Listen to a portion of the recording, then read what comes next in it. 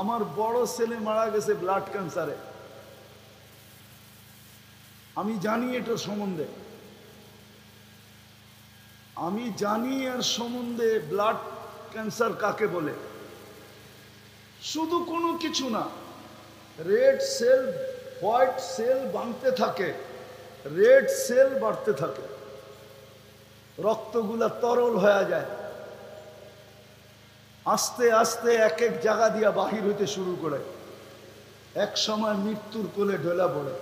ফেরেশতা আপনাকে আমাকে সেবা করে।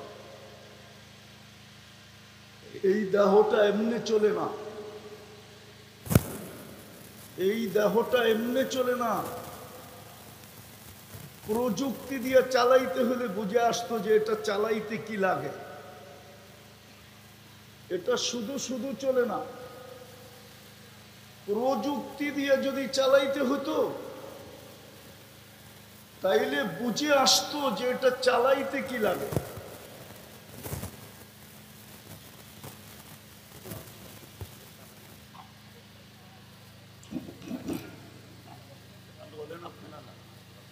না না বলেন, উনি তো বললো 1 মিনিট বলবেন, বলে ফেলেন, বলে ফেলেন। আমরা আপনার কথা শুনবো, আমরা আপনার কথা শুনবো।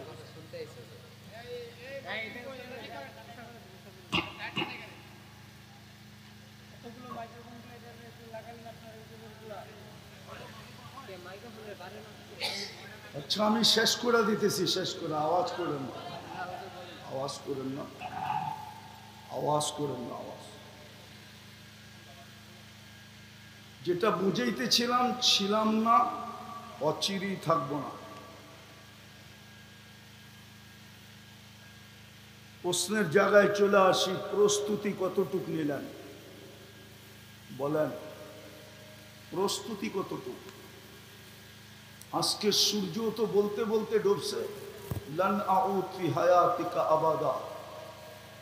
হতে পারে এই এলাকার মানুষ কাল সকালে সূর্য উঠা দেখবে না, হতে পারে, হতে পারে। এরকম প্রমাণ দুনিয়াতে শত শত আছে।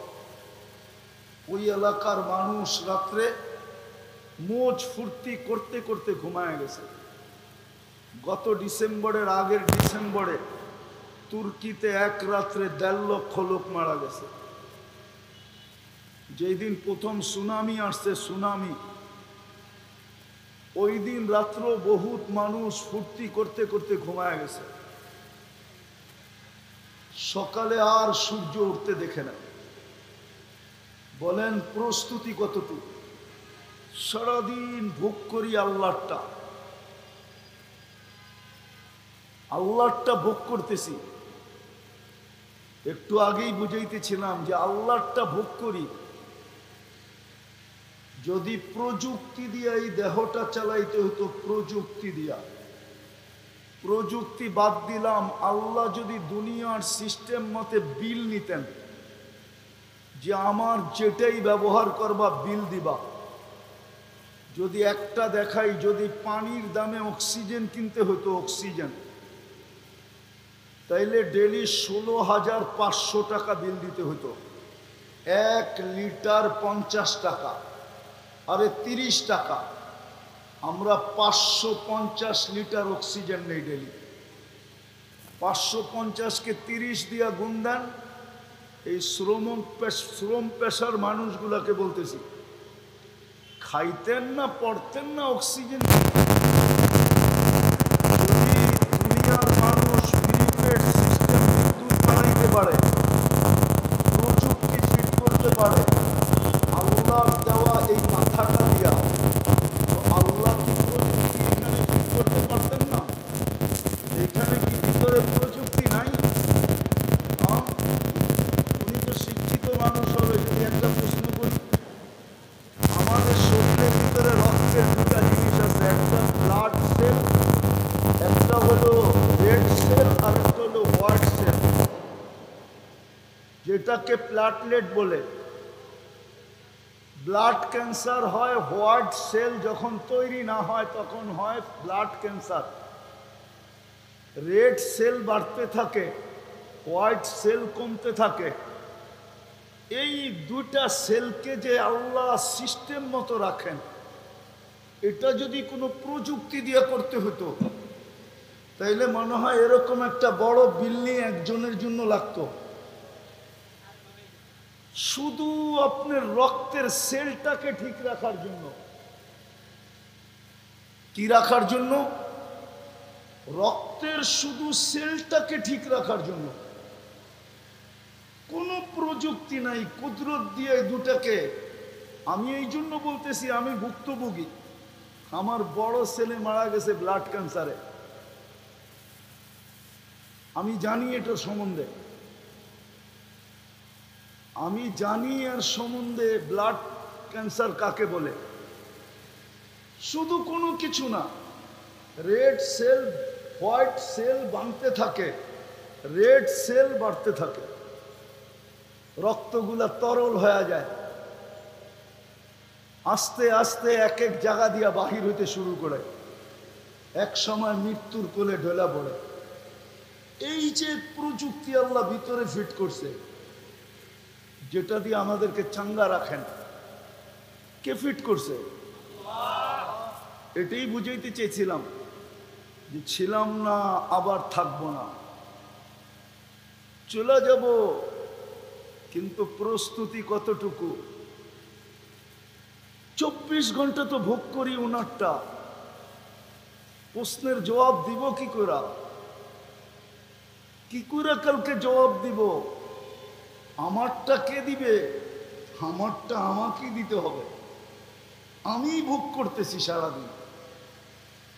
একটা দিয়া মানুষকে আল্লাহ আটকায় দিতে পারে, শুধু একটা নেয়ামত দিয়ে। একটা, যেমন দৃষ্টিশক্তি একটা নেয়ামত। এই মজমার কেউ বলতে পারবে যে এই পর্যন্ত কতবার দেখছি? আল্লাহ যদি বলে এটা মিলায় দে, 40 বছর ছিলি, কতবার আমার এই 2 চক্ষু দিয়া দেখছ, সেটা মিলায় দে, আর কিচ্ছু করতে হবে না, এটা শুধু মিলায় দে। আর কত জিনিস দেখছিস। আমরা যখন দেখি না, তখন 26 কোটি ক্যামেরা ব্যবহার হয় একসাথে। 13, 26। এই চোখে 13 কোটি ক্যামেরা, এই চোখে 13 কোটি ক্যামেরা, 26 কোটি ক্যামেরা ব্যবহার হয়। যদিও আজকে কিচ্ছু বলেন না, অনেকে বলবে হুজুর আপনার কথা মানি না, তাইলে আল্লাহ ধরে না কেন? এটাই তো ইচ্ছা স্বাধীনতা দিচ্ছেন, এই জন্য কিচ্ছু বলেন না, শুধু অপেক্ষা করেন। না বেরুন কাইফা তা'মালুন, কি করতেছি দেখতেছে। কিরামান কাতিমিন ভিডিও করতেছে। মা মিন কওলিন ইল্লা লাদাইহি রাকিবুন আতীদ, 2 ফেরেশতা অডিও করতেছে। ইয়ালামু খাইনাতাল আয়ুনি ওয়া মা তুখফিস সুদূর, দিলের ভিতরে কি ভাবতেছি এটা স্বয়ং আল্লাহ নিজে মনিটরিং করতেছে। বাঁচবেন কোথায়? কে আসবে ওই দিন? কোরআন তো সুস্পষ্ট, এই জন্যই তো আমরা হাতে পায়ে ধরি, নাইলে ধরার কোনো প্রয়োজন ছিল না। আমরাও অটো চালায় জীবন কাটায়া দিতাম, অন্য কোনো পেশায় যুক্ত হইতাম। কেন আমরা মসজিদে ইমামতি করতাম? যার যার নামাজ শেষে পড়ানে, ওর জান্নাতে তো ও যাবে, আমার কি ঠেকা লাগলো যে আমি 10,000 টাকা বেতন দিয়ে মসজিদে পড়া থাকবো? অটো চালাইলে তো 30,000 কামান যায়, 20,000 তো কামানো যাবে। কেন পড়া থাকবে মসজিদে? কেন করবে মাদ্রাসা? কি দরকার ছিল আপনাদের ছেলে পেলেদের পিছে পড়া? চাচা আপনা যান বাচ্চা, এটা করলেই তো চলতো। দরকারটা কি ছিল? শুধু বুঝাইতেছি দায়িত্ব কাঁধে, এই জন্য বাঁচার কোনো রাস্তা নেই। এই জন্য বলতেছি চলে যেতে হবে, কিন্তু প্রস্তুতি নিয়ে যেতে হবে। আজকে ভোগ করতেছি, কিচ্ছু বলে না, বিলও চায় না, কিচ্ছু বলে না। নাইলে যুবক তাফালিং দেখাবে আল্লাহর দেওয়া যৌবন দিয়া। বলেন একজন যুবকের যৌবনের দাম কত? দুনিয়ার কোন ফ্যাক্টরিতে যৌবন তৈরি হয়? বিজ্ঞান কোথায় যৌবন তৈরি করছে? হারবালে কি যৌবন পাওয়া যায়? না কলিকাতা হারবালে, না মডার্ন হারবালে, না আমেরিকান হারবালে, না চাইনিজ হারবালে। আমাকে তো বুঝাইতে হবে না, অহংকার করে বলতেছি না, দুনিয়া শুধু নিউজিল্যান্ড বাকি আমার। কোনো উন্নত বিশ্ব নাই যেখানে আমার পায়ের ছাপ না আছে। 103টা দেশ দেখা শেষ, 7টা মহাদেশ দেখা শেষ। এই জন্য যুবকদেরকে পায়ে ধরা বুঝাইতেছি, নাইলে কোনো দরকার ছিল না, কোনো দরকার ছিল না আপনাদের পায়ে ধরা। চলে যাব, প্রস্তুতি কতটুক ভাবেন। মৃত্যু যেই কোনো মুহূর্তে আসতে পারে। অনেক অসুস্থ বাজারে ঘুরতেছে, আর অনেক সুস্থ ব্যক্তি কবরের নিচে চলে গেছে। হ্যাঁ হ্যাঁ, অনেক বৃদ্ধ বাজারে এখনো ঘুরে, অনেক যুবক চলে গেছে কবরে। সকালে ডিজিটাল ঘোড়ায় বাহির হয়েছে, আধা ঘন্টা যায় না লাশ হয়ে বাড়িতে ফিরে আসছে। ডিজিটাল ঘোড়া চিনেন? বাইক, এটা ডিজিটাল ঘোড়া। যে কোনো মুহূর্ত মৃত্যু আসতে পারে, কেউ আসবে না। মুহাম্মদুর রাসূলুল্লাহর হাতের ছোঁয়াই যখন আবু তালেবের জন্য কাজে লাগে নাই, তো আপনারটা আপনার জন্য কার ছোঁয়া কাজে লাগবে? আপনি মুহাম্মদুর রাসূলুল্লাহ চিনেন না, আবু তালেবও চিনেন না। মুহাম্মদুর রাসূলুল্লাহর হাতের ছোঁয়া, নিজের হাতে চাচাকে কবরে নামাইছেন, নিজের হাতে।